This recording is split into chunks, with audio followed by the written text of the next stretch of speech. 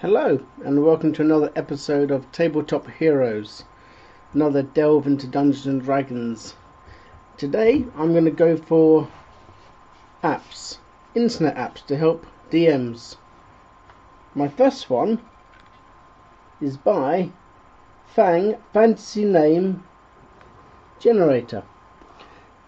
Probably the best name generator I've actually found so far, and by God I have looked at a few. There's always that time when you're running a game and a player will say to you, "What's his name?" or "What's her name?" and you struggle at that brief moment to come up with something that sounds half decent. And sometimes you do and sometimes you don't. Well, a long time ago I kind of decided that needed to end. So here it is. And this is with the best advice I can give for name generators. Now, it has quite a list. Now we have, let's see, you can do D&D names, Middle-earth, Warhammer Fantasy, Elder Scrolls, World of Warcraft. It then comes under Other. Other being demon names, angel names, and if I recall correctly, legendary names. And these are some real world legendary names. To give you an idea, all you press, here's the dice, and all the names appear. Now, the name generator is really good, and I can't fault it. Now, if you go for human names, it even does English, USA. But if you want to stick to your fantasy names, let's say D&D. Does male and female, and you can lock either one. You've got saving button, and you've got a list it will show you, which is just down there, and saving it is the plus sign, and generating the names is the dice. So if we did, let's say, male names, let's have a look. Quite a few. To be fair, it's endless. Equally, female names.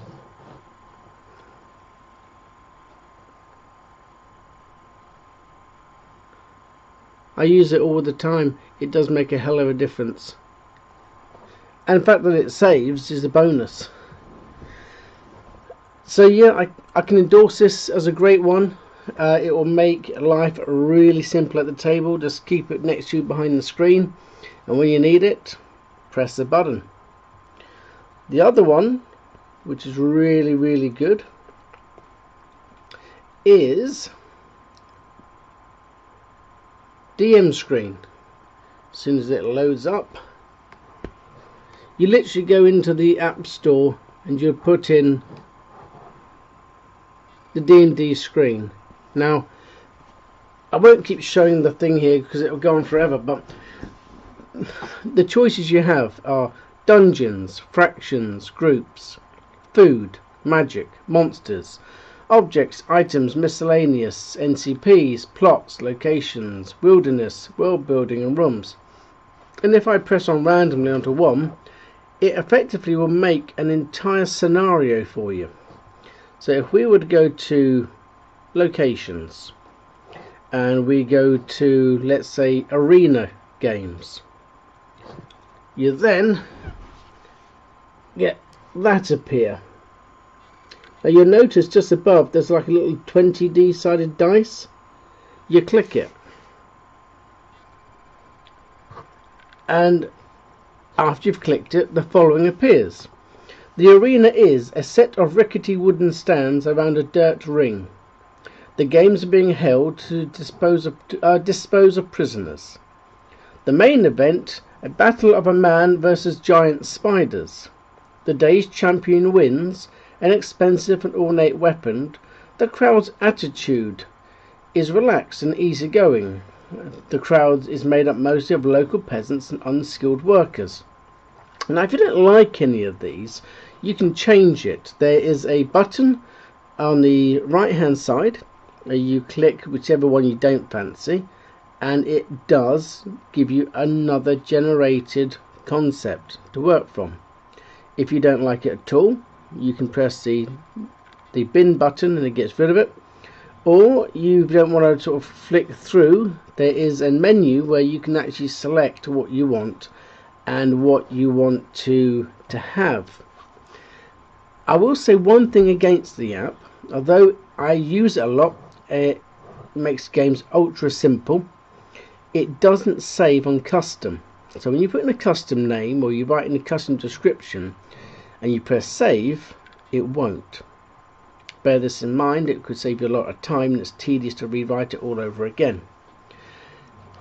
But it does get the brain juices flowing, and if you're stuck for an idea or concept, it certainly makes life a lot easier. I've certainly made an entire town from it. I've made effectively a campaign start by doing the mountains of the goblin tribe. You can do the whole lot with it. It is a real must, and simplistic to use. It does have a dice roller. There is a random treasure generator. You can save your stories. That you can do, but when you do custom, it doesn't. But your basic story, yes, it does save. So if I was to go to my stories, you'll get the following: mercenary troops, Soulsborough, Stonehaven. Let's have a look. Let's just go to Soulsborough. I did this recently as a solo game for one person, and it put down the settlement's name is Soulsborough, main inhabitants are human, settlement's atmosphere is dark, prominent feature is the settlement is a statue honouring some long dead hero. The player should care about the settlement because they have heard rumours of a hidden magical item. You have learned this place because children rub their noses against the statue for good luck. All of these things are just small things to get the brain juice flowing, and that's all it does. But like anything, once the brain juice is flowing, the rest of it comes fairly naturally. When I did my one, I had the statue in the central of the town. I placed the dungeon underneath the actual statue. The statue was there before the town was there. The player in question rolled trinkets and they rolled a hilt. That hilt was used effectively to open up the statue and lead them down below to a whole complicated scenario beneath. I also did from another app, well, not quite an app, an actual, it's the Magic the Gathering. You can download it and you can make your own cards, and you can use them, to be fair, to make your magical items and NCP pictures and all the rest, depending on how much ink you're willing to sacrifice on your printer. But I made some cards for that game in the form of a fortune teller giving a reading, and as I say, it's a very, very good system. It's certainly worth having. Probably one of the best apps I've come across for actually really helping the flow of a game go pre-writing. You can, to be fair though, equally use it during the game, and I have done. You just have to be very fast on your feet. If you can do that, it's great on the go as well. Another one that I found very good is a treasure generator. Now, to be fair, most of the generators are fairly similar, but some of them are a lot easier to use, and some of them put a lot more work into them than others. One which I found has put a lot more work into them is this one. It's called the 5th edition treasure generator. It has a blue background with a white dragon. Now you might be able to see it on the bottom. That's what it looks like. Like most of the generators, it's fairly basic, but it does have some nice touches. You can put in horde or individual, and you can put in the challenge level rating, and then you just press generate. And you can also choose, obviously, to have things like run. You can run the generator 10 times, 100 times, 5 times. The more you press it, the more treasure you get. But one of the nice touches about it is when you press generator, and let's say I press treasure horde leveled 11 to 16 on challenge level, and I run 4 times generate treasure. It comes up with the following. Now I know it's hard to see, but effectively it gives you coinage, it gives you gemstones, it gives you art objects, and then it gives you magical items. Now one of these magical items out of many is the Amulet of Plains. Now if you were to click it, it then comes up, although I know you can't see it, it comes up with the description: type wondrous, weight, rarity, source including page number, requires attunement, and it tells you all about the item in question, which is amazingly useful, especially when you don't have to sit there pouring through D&D Dungeon Master's books, desperately trying to find it while you watch the clock ticking away and everyone's staring at you. Very good app, certainly worth having. Use it all the time.